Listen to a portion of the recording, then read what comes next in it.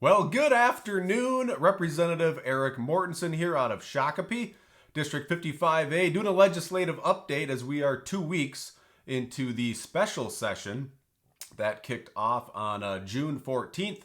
And the whole point of this special session is to wrap up the unfinished business from the regular session, which was primarily the budget.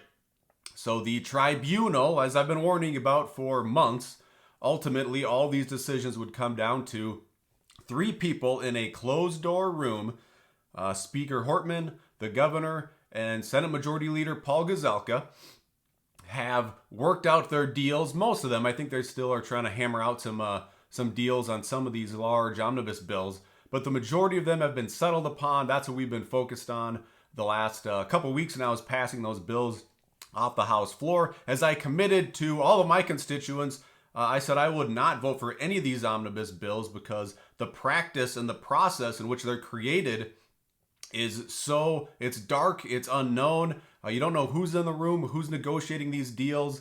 They're skirting the legislative process, and frankly, they're unconstitutional because of the many different subjects that are covered in every single one of these omnibus bills. So I've been voting no on all of them, as I committed to doing. But there is a massive win to talk about, and that is the PPP issue. The Paycheck Protection Program issue has been resolved, and along with that, we have full tax conformity for unemployment benefits that were paid to people who were forced out of work when Governor Walz deemed their jobs non-essential. If you remember, the Democrats were refusing to provide that tax relief for businesses and Minnesota's workers who were hammered by Governor Walz's overreaction to COVID.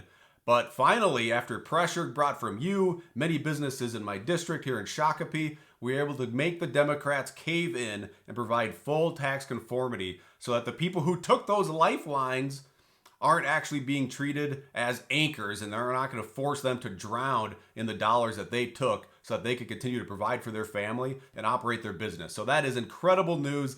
Thank you to everybody who reached out to their legislative leaders and their representatives to make sure that deal got done. So that's great news. Which sort of segues right into some of the constituent services that have been happening. And of course, those become very private for the most part and personal. So I'm not going to go into details of people that have been reaching out to me and looking for some assistance. But I've had a handful of people. In fact, one of them required legislation that the governor officially signed into law about 3 weeks ago.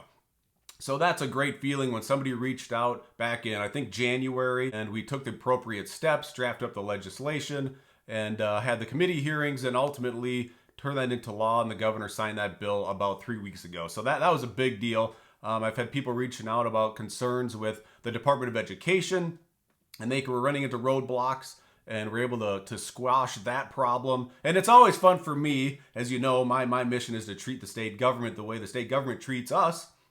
So when I get an opportunity to call state agencies and ask some tough questions as to what they're doing and why, I'm happy to take that on.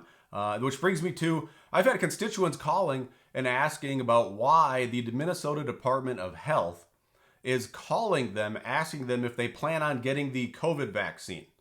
I've talked to several people from the district who are very concerned about that, as to how they got their phone number, how they knew their vaccination status, what information are they going to use and how they're going to use it, how are they going to secure the information if they choose to give them any. So I have several messages into the Department of Health asking these questions so I can come back to you guys with answers.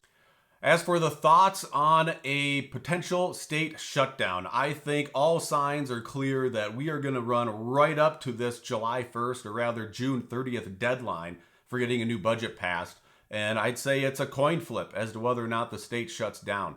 So in preparation for that, I have crafted a bill that would treat the state the same way the state treated the private sector for months at a time over the last 15 to 16 months. So my bill says, well, the state government should be treated the same way should it shut down. And that what I mean by that is you wouldn't pay an income tax for that time that they're shut down. You wouldn't pay cigarette taxes, liquor taxes, any sales taxes whatsoever. So every single Minnesotan's paycheck would go up, and the cost of nearly everything would go down during a state shutdown. And I feel like that is just a fair thing to do and treat the state the same way that the state has treated the private sector for the last 15 months. To continue on with this topic of what's going to happen here in the next several weeks, I noticed that the Senate Majority Leader Paul Gazelka just dropped a new bill 2 days ago, and it's related to emergency powers. I think it's pretty obvious there's been a lot of talk about ending the emergency before any budget is agreed to. And of course, I have my Never Again bill. It's still the only legislation out there that actually prevents this abuse of power from ever happening again. And that's been the demand from many people. In fact, there was a rally at the Capitol on June 14th specifically for that bill and demanding that state senators take action on that bill and make it the bargaining chip that they demand of the governor before they approve a budget.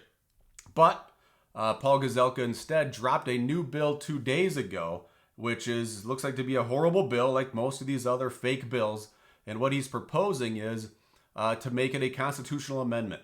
So essentially, he is looking to punt on this issue and look to relieve the pressure off of himself by saying, well, we're just going to leave it up to the voters to decide what happens in November of 2022. So that would be a terrible idea, because if you read that bill, you can see that it would actually enshrine new constitutionally guaranteed powers to the governor. Where many of us have been saying his actions are unconstitutional, that bill, if the people of Minnesota, come November 2022, when it would be on a ballot, if you decided to vote for it or vote in favor of it, it would give the governor brand new powers, and it would make what he's doing now constitutional.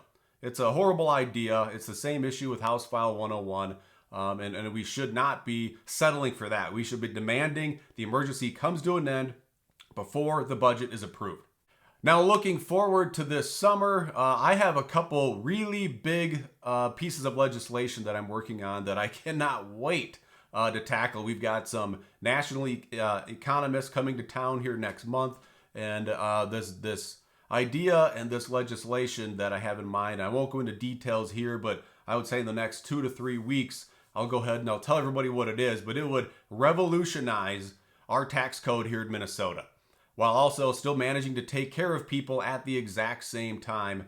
But it would take power out of the hands of politicians, and it would empower every single individual taxpayer across the state and give them more ability to determine what happens with their tax dollars. So I'm really excited to get that buttoned up and some blueprints drafted, and you can look forward to that coming out over the next month or so.